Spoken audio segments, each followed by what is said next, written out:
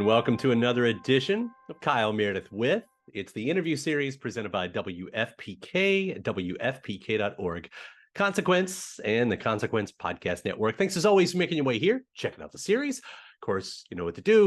If you like what you see, what you hear, hit that subscribe button. I put out 3 new interviews every single week, new and every Monday, Wednesday, and Friday. So it's a great way to keep up with your favorite artists and discover some new ones. You can do so at all the usual places in podcast land, like Spotify and Apple Podcast, at NPR, WFPK.org, or of course, right here on YouTube for the video versions. Anywhere you get your podcast from, you can subscribe to Kyle Meredith with. That's me, Kyle Meredith. Today, I get to talk with Annie Weisman. She is the creator of the Apple TV show Physical, which is completing its final season, season number 3. So we're going to be talking all about the characters and the story and what it's meant to kind of develop this story over the past 3 seasons and what the future of the characters could even bring. We're also going to talk some 80s music as well, you know, Prince, Madonna, Susie and the Banshees, etc. So let's get into it. We're talking season 3 of Physical, out now on Apple TV Plus. It's Kyle Meredith with Annie Weisman. Hi there. Season 3, the final season, Physical. What a journey it's been. And honestly, this has been such an original concept of original take on I don't know if you what you call the genre, I was about to say, but getting to know these characters. But there's something nice. I mean, I always like the finality of something and know, was that always the plan for you to that it was going to be sort of not a forever run? Oh, absolutely the plan to bring, to take her to this finish line. But, in our business, you can plan things all you want, but you don't always get the opportunity to do it. So it was just like thrilling to get to actually kind of realize this, ending for her, given where we started her, like the kind of slightly harrowing nature of where she was at in the beginning, to kind of really take her somewhere else and to have like the full arc of that experience for her. That was really the plan, and then the surprise to actually get to execute the plan. So yeah. Now, did you always know where you wanted her to end up? I mean, is that something you discover on the way, or do you have that in the back of your mind from the beginning? Yeah.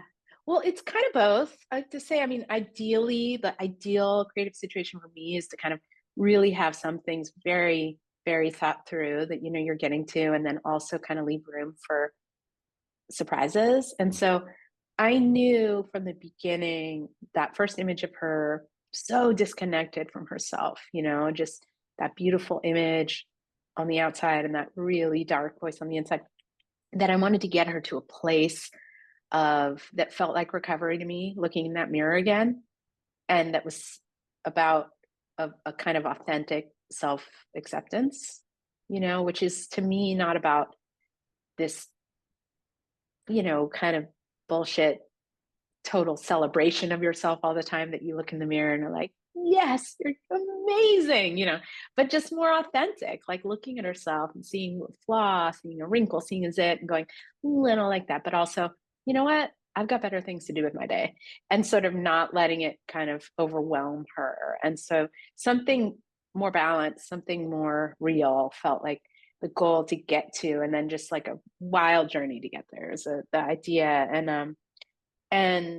But I think there were a lot of things that were surprises, a lot of parts of the show, relationships that ended up just being roads we wanted to go down, that were more interesting, that ended up taking up more, happily more space than we maybe intended. Yeah. Well, and especially, talking about those flaws, because, you realize that really early on, first season, it's like, our hero is very flawed, is not a typical hero. It's even tough to call her at that point a hero, because, the moments where they were hard to watch at the beginning, and for anybody, and hearing about do that, like sort of buying into the story, which you all did tell so beautifully, and fragile, but with, I don't know, courage.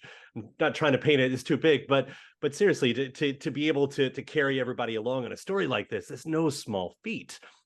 But to have, your main character who's going through this, who's going through all of this, like, do you find that you're like, I guess what I'm trying to say is, I think there would be liberation in having a character who's not perfect.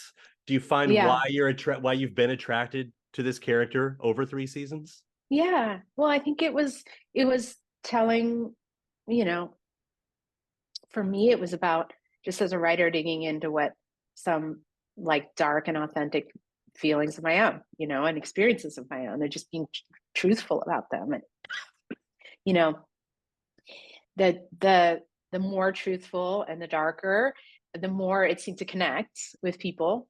And I think, but like you said, it was always the goal to tell a redemptive story. The only reason to go through all that is to show that even in like starting from a pretty despairing and hopeless place, there is the possibility of recovery. There is the possibility of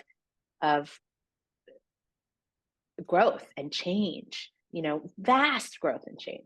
And so I wanted to be true to that. And in order to do that, you kind of got to start at the bottom and work your way to the top. And, another thing we wanted to really emphasize at the end was that in embracing, it was not just about her self-image, it was also about her, role as a woman. And in that moment in 1981, when we started, when believe it or not, women were still, it's still difficult for women to get a business loan, without a man co-signing, this, and still it's shocking the extent to which, as you look back, this idea of women even exercising was still something really radical and considered very threatening.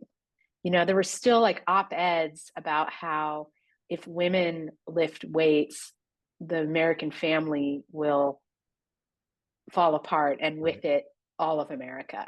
So, we're talking about a time when these were still very, very challenging, radical ideas. And we take a lot of it for granted now. I mean, that exercise is something that can be like the foundation of a healthy life for anybody, but this was not widely understood to be the case in this moment. So we kind of have to see her become one of the kind of prophets of that message. And then in doing so, she kind of finds her own strength and recovery, and then and economic power and independence, and then just being authentic about the cost of that too. I felt like we didn't leave her in a place where she gets absolutely everything she wants. She definitely recovers and has growth, but there's just realistic about the sacrifices it takes to get there as well. Yeah, and as far as the other characters, I think about Greta's arc. Yeah. And that's might even be more, we got our little favorite characters and everything like that. Mm-hmm. And I think about her and the things that she brings to the story on top of that. And sometimes I go, I wonder if she would have, if that friend would have said that in the 80s. Like to me, I wonder if she was an opportunity to bring current conversations, current social structures a little bit more into the past than they would have been present at the time. Of course, what do you think? so like, maybe I'm is missing there something? so. What do you think? Like, give me an example of that. That's interesting.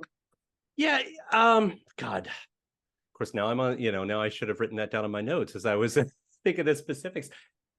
There was always something about her, like she was social forward, and I'm not just talking about with the sexuality, because that was also a fun story, but talking about just how to be a person. I think, right. Like I grew up on the 80s sitcoms where that wasn't the case, but here's Greta, and she is this person who seems to have a sense of self, even as she's dealing with her own problems more than anybody in the show. And that's what I thought. I was like, to me, she says stuff that we're able to say today that I don't know if people were able to say then. That's interesting. I think, when you asked me about what we planned, what we didn't plan, the role that character of Greta, and this is like a huge tribute to the actress Dierdre Friel, who just brought so much depth and humor and fun to that role. It was a lot bigger than we had initially planned, and it was just something, one of those surprises that really grew how important it was. And I think their conversations and the way that she kind of challenges Sheila was really important in the show. I think female friendship is a key element of her recovery. I think anybody who's in any kind of addiction, connection is sort of the antithesis of addiction. It helps loosen its grip, and so she's there to kind of fight for connection and friendship, and she's really dogged, and she's really doesn't let go, and she's quite stubborn, and quite I think the way that she's kind of sticks out in the world that you're mentioning to me is like a lot about how she's not from Southern California. She's kind of new, so she doesn't really know the rules, and Mm-hmm. she's also not she's sort of hopelessly and wonderfully uncool. So there's like an opportunity that gives her to kind of state what other people wouldn't necessarily would be too self-conscious to state. And yeah, I like how she stirs things up in that way.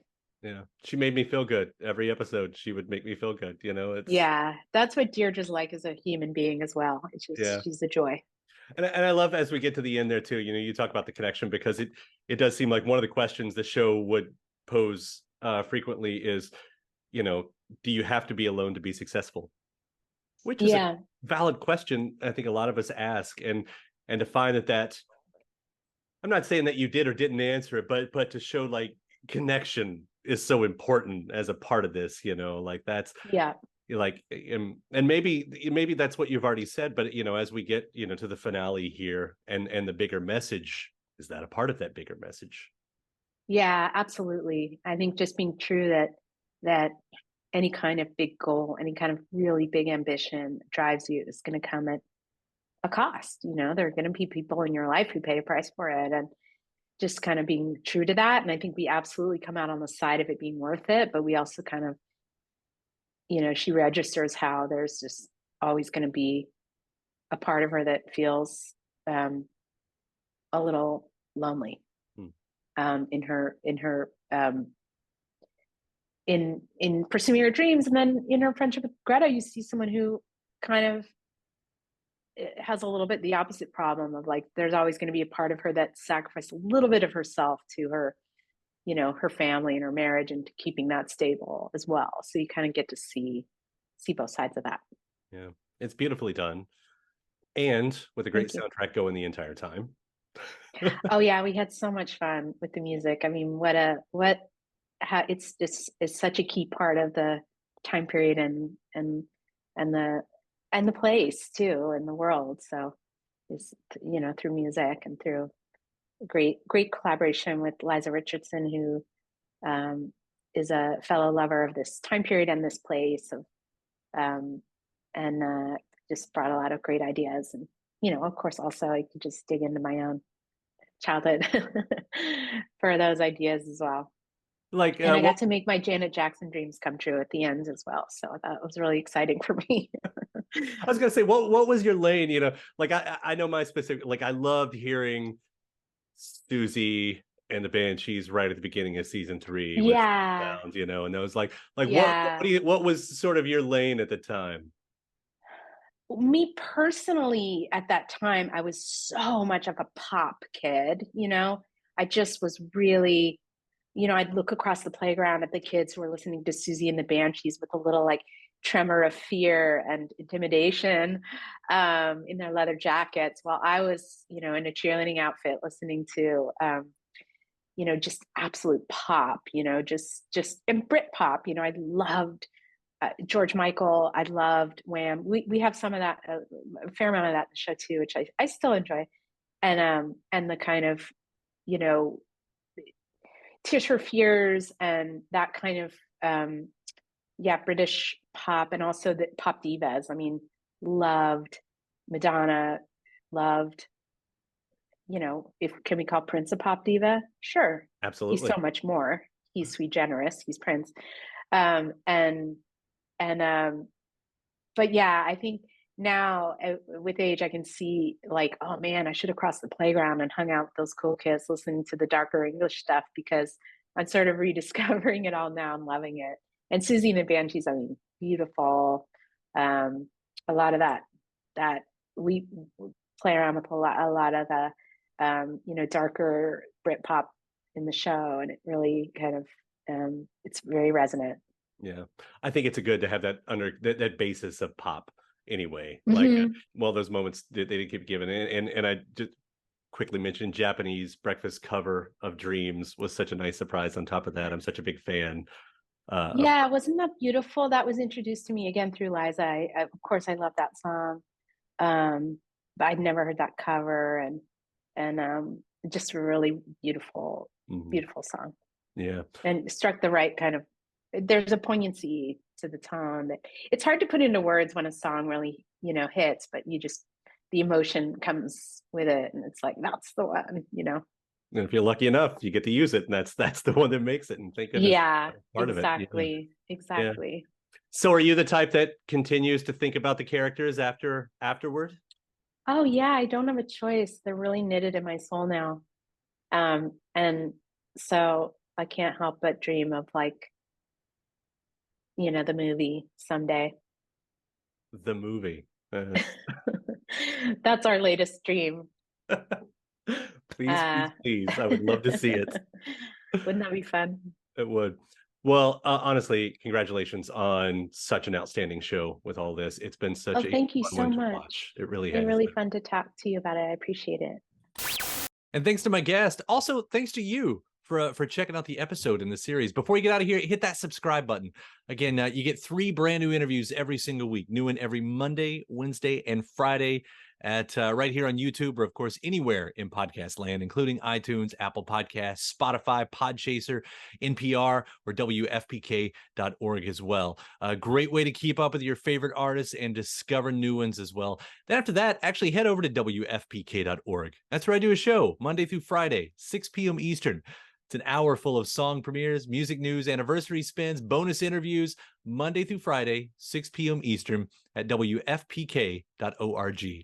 Consequence has your music and film news. You can also find me on the social media spots, Facebook, Instagram, mostly on Twitter. All 3 of them, the address is at Kyle Meredith. Do hope you like and follow along. That does it for another edition. I'm Kyle Meredith. I'll see you next time.